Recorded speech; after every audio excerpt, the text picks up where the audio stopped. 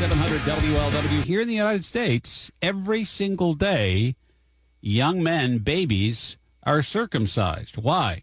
You may have seen some billboards up around the state if you travel here in Cincinnati that says circumcision, cruel and harmful. It's part of a 13-day protest tour by Bloodstained Men, as the name of the organization. Right now, they're at East 2nd and Nuxall Way. Harry Geierman is with BloodstainedMen.com. Good morning, Harry. How are you? Good morning. I'm fine. Nice to be here. Yeah, thank you. Thanks for coming on. It's an interesting thing. We just often don't think about it, right? And I know that the trends are fewer and fewer young men are being circumcised as babies. Let's start at the beginning. Why did this whole thing start? Was it mainly religious? Well, in the U.S., there was in the 19th century, there was a masturbation hysteria, and people believed that masturbation caused diseases. And John Harvey Kellogg of the Kellogg Cornflake Group promoted the idea that by mutilating a boy and causing him pain, destroying part of the most sensitive part of that gives him pleasure, they could prevent boys from masturbating. Then, after it was obvious that that was a fraud from the beginning, and it's been a fraud that's been perpetrated ever since. It's a big money maker for doctors who do it, and there's a conflict of interest. The same doctors that give the bad advice profit from their bad advice. What if, there are religious denominations that still subscribe to, having a man circumcised, Jews, for example, with a mohel. Does the protest, is that directed towards them? Is it okay if it's part of religious belief? Well, there are many Jews who don't circumcise now, and many Jewish men who are angry that they were circumcised. So the fundamental human right is the right to your own body. And we understand that with the female genital mutilation law that says that all girls have a right to their genitalia intact, regardless of their parents' beliefs. And we believe that boys are entitled to equal protection under the law. So it's really the boy's body. It doesn't belong to the parents or anybody else. If you want to make that decision later in life, I suppose you're probably not going to do it. Do parents normally do it just because they think it's a health thing, or because previous generations have done it and they're not informed about it? Well, both of those reasons. Oftentimes the reason cited is that they want the boy to look like his dad. But if his dad was missing an arm, they wouldn't cut off an arm. Fundamental irrationality to mutilating children. What about the locker room? When they're changing in middle school and they're going through the change, and then in high school, and they'll be different. So we don't want my kid to be different. I want him to be like everybody else. But even that's not true anymore.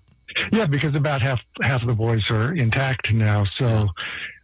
There's really that argument was always silly. These people are going to be teased for all kinds of reasons, and that's not a reason to amputate a body part. And we've had cases in America, I think a few years ago, where a young woman had her genitals mutilated essentially for a religious procedure, and people lost their minds over that. And yet thousands of times a day, it happens here in the United States. No one pays attention to it. Why?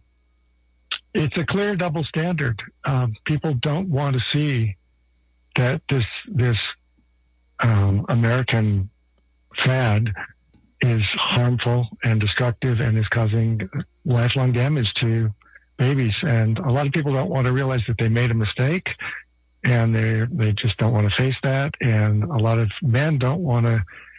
The first response to grief is denial, and a lot of men are in denial because it's you've lost a body part. It would have given you a lot of pleasure.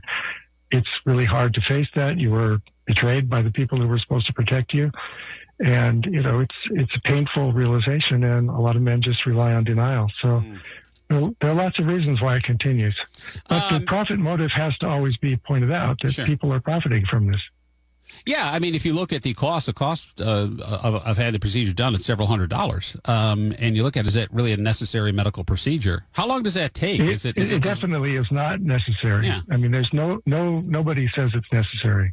Even the advocates for circumcision admit that it's not necessary. It's such a gruesome procedure when you think about it. No one wants to, and the pain that the infant suffers. Harry Geierman is here. He's with BloodstainedMen.com. They are protesting as we speak right now till 1 o'clock at Nuxall Way in East 2nd, and then then 3 to 5 Montgomery at Fields Erdel in Loveland, and they're calling attention to ending circumcision, which if you start thinking about it, it's a topic that makes everybody go, ooh. But at the same time, it's like something totally unnecessary, and it's essentially genital mutilation. If you're going to argue against transgendered procedures like that or genital female mutilation, then I don't know why we ignore men, but that's part and parcel for today, I guess, is that men are largely swept under the carpet. It's not that big a deal, as someone would say, and go, well, wait a minute. Now, you're saying, Harry, that there's these harms later in life and you're mourning the loss of your foreskin. None of us remember who's had it done because we were infants when it occurred. What kind of long-term mental and physical damage could we talk about here? Well, trauma is imprinted on the brain when the child goes through that sort of traumatic surgery, and often sometimes the anesthetic works, sometimes it doesn't. But most of the videos I've seen of circumcisions show someone the baby's in extreme pain, and that sort of trauma has a lifelong effect. They may say they don't remember it, but they've got a scar. They used to have a foreskin, and it was stolen from them. Life is full of suffering, so why add to it? Good point. Why add to it? Your son will have to struggle through all kinds of hardships in his life. Yeah. And why on earth would you add another one? Well, and unnecessary cost and as well. I mean, if you think about it now, it's silly, but it's a pattern of behavior, the trend that just continues. Is the public receptive to this? I mean, what's the reaction? It's hard to tell because it's going on right now. You just started downtown at East 2nd and Joe Nuxhall, but you've been doing this tour. You've been through our part of the country. You're doing it on I think 13 days here in Ohio. You've been doing it in pretty much every state in the union. What's the response been? Well, the response is getting better and better. We've been doing this for more than 10 years, and the response has been improving. People are getting the message, but we still encounter hostility or incredulity. Yeah.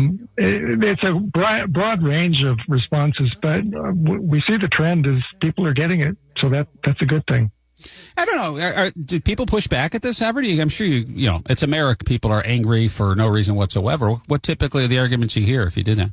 Oh, we hear things like, go get a job, or, silly things like that. Or they're just irate and flipping us off, or leaning on their horn, or whatever.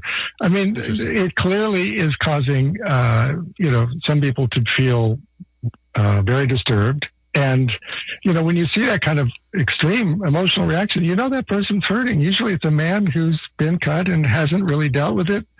Or often it's a mother who has a child that, she was defrauded. She was misled into believing it was good for him. And there she is, confronting the fact that he may grow up and be angry at her for what the decision she made. Are a lot of guys doing that? Because, I guess I agree with what you're saying. I mean, it makes total sense to me, Harry. But, the lifelong trauma, I don't know about that. I mean, are guys like, in their 30s and 40s upset because their foreskin's missing? I mean, that's a tough one to connect for me. When men realize what really happened, that's when they get upset.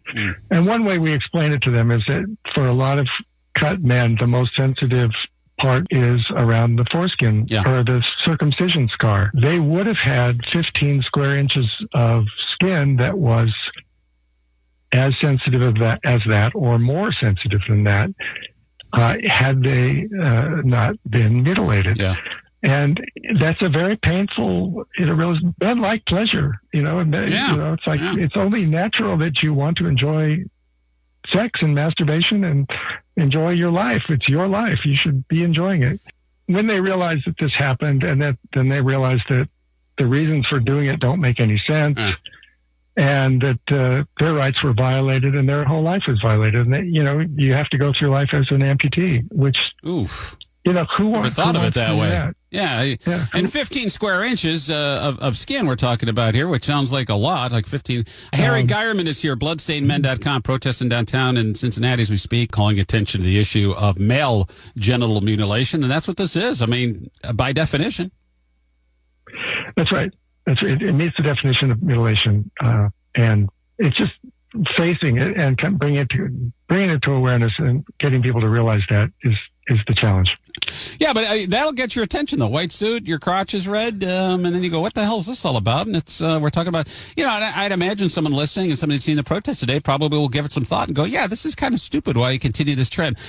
What about like the AMA? What about the AMA or doctors associations? And I mean, if it's an unnecessary medical procedure, I know there's money involved here, but don't you think like the AMA or even the psychologists would come out and say it's a bad idea? It violates all of the AMA's ethical standards, infant circumcision does, but they have never condemned it. European doctors have condemned American doctors for doing circumcisions, and they've made very strong policy statements against circumcision. Canadian Pediatric Association has said that circumcision should not be performed in the newborn period.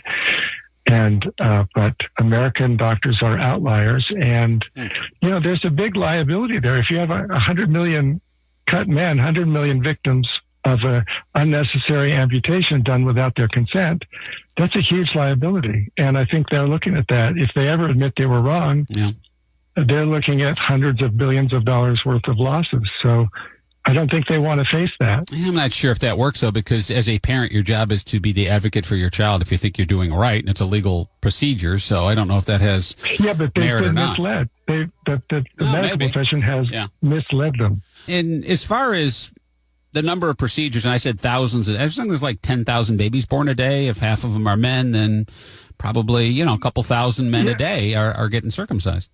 That's what we estimate, about 2,000 to 3,000. Yeah. Wow. Okay. So in that regard, I mean, what could go wrong? What's the worst thing that could happen? They can die.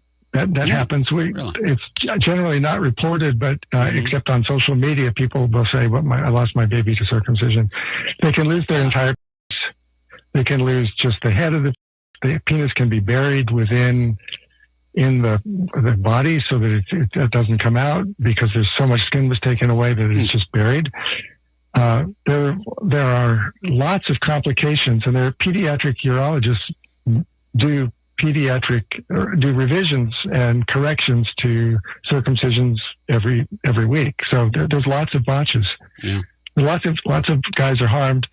And because of the way it's done, usually by an OBGYN, who then the baby isn't his responsibility, there's no follow-up. So nobody is looking to see what is the outcome of the surgery. Is that an elective procedure?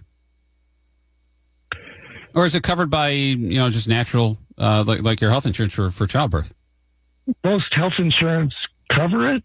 Yeah. Medicaid is not supposed to cover unnecessary procedures, but in most states, Medicaid does, but not all states. Well, there's part of the problem there, too, right? Or if your insurance is covering this thing. Hey, good luck today. I know it's going to be a little wet out there, but Harry Geierman, bloodstainedmen.com is the website. They're at right now, East 2nd and Nuxall, downtown Cincinnati until 1 o'clock, and then Loveland 3 to 5, Montgomery to Fields Erdeland, calling attention to the issue of male genital mutilation, also known as circumcision. Harry, thanks for joining the show this morning. All the best. Thanks so much, Scott. Take care. Bye-bye. Yeah, you too. Yeah, it's kind of a weird, very uncomfortable topic, obviously. And most guys listening go, ugh, ugh. And even I'd imagine for a woman, too. But, if you just think about this in its purest sense, just factually based and reasonable, is like, yeah, what are we doing over here? If we did that to a woman, my God, there'd be protests, and that's why you're not mutilating female genitalia here in the United States. Couple thousand men a day are doing it in the United States. Nobody cares. Scott Sloan, this is 700 WLW.